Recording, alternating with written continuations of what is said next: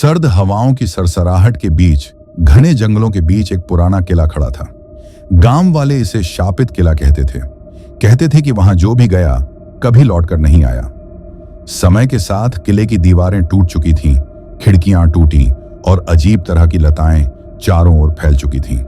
एक दिन 4 दोस्त अर्जुन, विनीत, प्रिया और संदीप शहर के हलचल से दूर रहकर रोमांच की तलाश में उस किले की ओर निकल पड़े। अर्जुन हमेशा कहता था, हिम्मत वालों के लिए ही रोमांच होता है। जंगल के भीतर बढ़ते हुए हवा अचानक ठंडी हो गई। पेड़ अपनी शाखाओं से जैसे हाथ फैलाए हुए हों। उनके चारों ओर हर कदम पर रहस्यमय साया पड़ रहा था।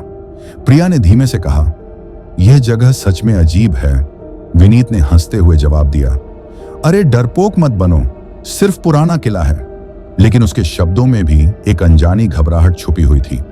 किले के मुख्य द्वार पर पहुंचकर उन्होंने देखा कि दरवाजे पर जंग लगी थी और लकड़ी की दरारों से अजीब तरह की आवाजें आती थीं। अर्जुन ने अपनी टॉर्च जलाई और धीरे धीरे दरवाजे को धक्का दिया। दरवाजा चरमराते हुए खुला और एक लंबा अंधेरा गलियारा सामने आया। दीवारों पर पुराने चित्र थे, पुराने राजा, राक्षस और अजीब चिन्ह। जैसे ही उन्होंने अंदर कदम रखा, हवा में किसी की धीमी फुसफुसाहट गूंजने लगी। क्या तुमने सुना? संदीप ने डरते हुए पूछा। नहीं, शायद हवा की आवाज है, अर्जुन ने आत्मविश्वास दिखाते हुए कहा, लेकिन उसके हाथ कांप रहे थे। जैसे ही वे गहरे अंदर गए, गलियारे के कोने में एक टूटा हुआ दर्पण पड़ा हुआ था। प्रिया ने पास जाकर देखा और अचानक दर्पण में उसका चेहरा अलग दिखा। सामने उसके खुद के अलावा पीछे कोई और भी खड़ा था, लेकिन वहां कोई नहीं था। चारों में सन्नाटा छा गया। यह क्या था? प्रिया कांपते हुए बोली। विनीत ने अपने आप को हंसते हुए समझाया, यह बस आईना है, कुछ नहीं। लेकिन उसकी आवाज में खुद को मनाने की कोशिश की झलक थी। जैसे ही वे और आगे बढ़े, एक विशाल हॉल दिखाई दिया।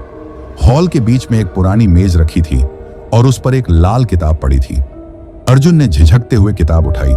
पन्ने जैसे अपने आप हिल रहे थे और अचानक एक पुरानी कहानी उनके सामने खुल गई। किले के मालिक और उसके प्रेतात्माओं की कहानी।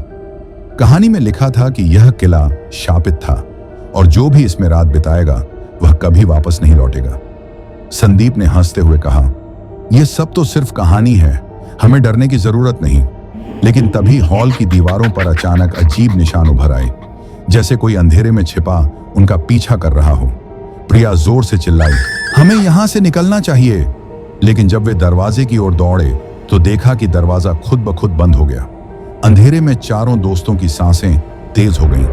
तभी एक साया हॉल के कोने से तेजी से उनके पास आया। चारों घबरा गए, लेकिन अर्जुन ने साहस जुटाकर कहा, हमें एक योजना बनानी होगी, हम अलग अलग नहीं होंगे। वे एक कमरे में छिप गए, लेकिन वहां दीवारों पर पुराने चित्र हिलने लगे और अचानक उन चित्रों में दिखने वाले चेहरों ने उनका पीछा करना शुरू कर दिया। विनीत ने धीरे से कहा, यह सब असली लग रहा है, कोई खेल नहीं है। और तभी हॉल में एक पुरानी घंटी बजी, एक ऐसी आवाज जो कभी खत्म नहीं हो रही थी। चारों ने हाथ पकड़कर एक दूसरे को संभाला और धीरे धीरे पीछे हटने लगे। तभी प्रिया ने देखा कि किताब के पन्नों में से सफेद धुंध निकल रही है और धुंध धीरे धीरे उनके चारों ओर घेर रही है। अर्जुन ने किताब को फेंकने की कोशिश की, लेकिन जैसे ही किताब जमीन पर गिरी, हॉल की दीवारें कंपने लगीं और धुंध तेज हो गई। संदीप ने चिल्लाते हुए कहा, हमें भागना होगा। चारों ने हाथ पकड़कर हॉल के पीछे के दरवाजे की ओर दौड़ लगाई। दरवाजा धीरे धीरे खुला और उन्हें बाहर की ठंडी हवा में सांस लेने का मौका मिला। जंगल के रास्ते पर भागते हुए उन्होंने पीछे मुड़कर देखा। किला सामान्य दिखने लगा, जैसे कुछ हुआ ही नहीं।